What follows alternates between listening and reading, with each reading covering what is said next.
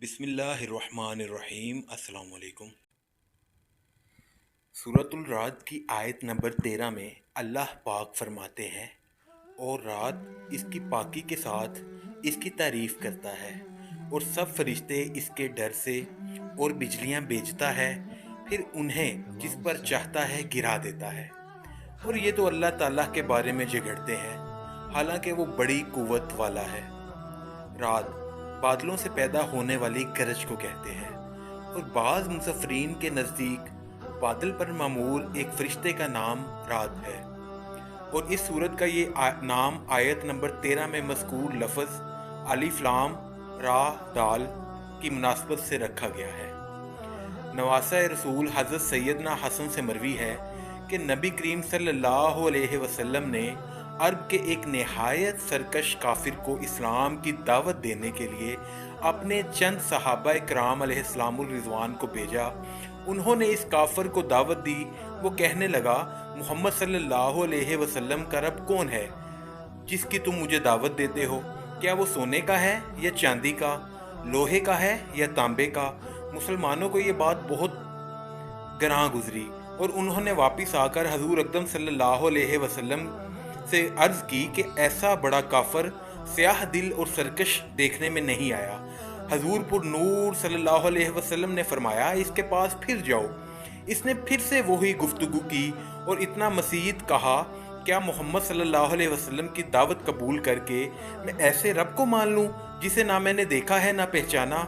ये हजरात फिर वापस हुए और उन्होंने हजूर सल्लल्लाहु अलैहि वसल्लम से अर्ज की, या रसूल अल्लाह, इसकी खबासत तो और तरक्की पर है। अरशाद फरमाया, फिर जाओ। सहाबा इकराम हुक्म की तामील करते हुए फिर गए। जिस वक्त उससे गुफ्तगू कर रहे थे और वो ऐसे ही स्याह दिली की बात कर रहा था, एक बादल आया, उससे बिजली चमकी और कड़क पैदा हुई। कुछ देर बाद बिजली गिरी और उस काफिर को जला दिया।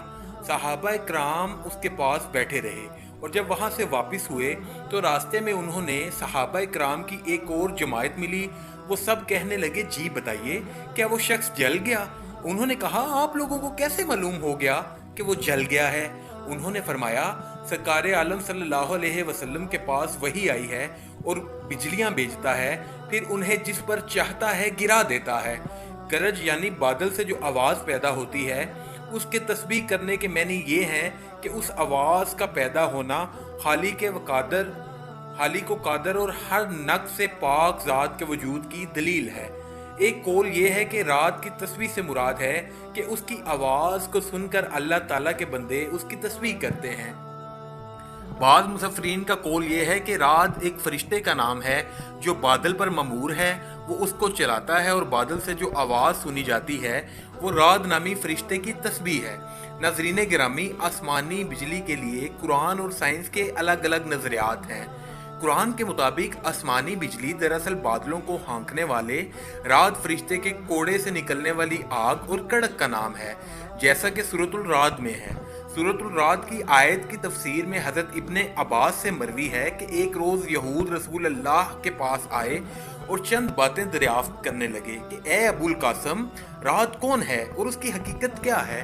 तो आप सल्लल्लाहु अलैहि वसल्लम ने फरमाया, रात इस फरिश्ते का नाम है जो बादलों को चलाने पर मुकर्रर है, और कड़क उस फरिश्ते की आवाज़ है जो बादलों को हाँकने के वक्त उसके फरिश्ते से मुंह से निकलती है। इस फरिश्ते के पास आग के कोड़े हैं जिनसे वो बादलों को हाँकता है। ये चमक बिजली उसकी आवाज़ है। ये रवायत मसनद अहमद और सनन नसाई में भी है। जामे तिरमिज़ी तफसीर सूरतुल रात, इन आयात और हदीस से रात और बर्क बिजली की हकीकत वाज़िया हो गई कि रात फरिश्ते का नाम है और बर्क इसके कोड़े की आवाज़ है। रोशनी है जो आग से निकलती है, और गरज इसकी या इसके कोड़े की आवाज़ है। बज़ाहिर यही मालूम होता है कि कोड़े की आग निकलकर बिजली बनकर किसी जगह पर गिरती है, वो भी गरज बन सकती है। आइए अब देखते हैं साइंस आसमानी बिजली के बारे में क्या कहती है।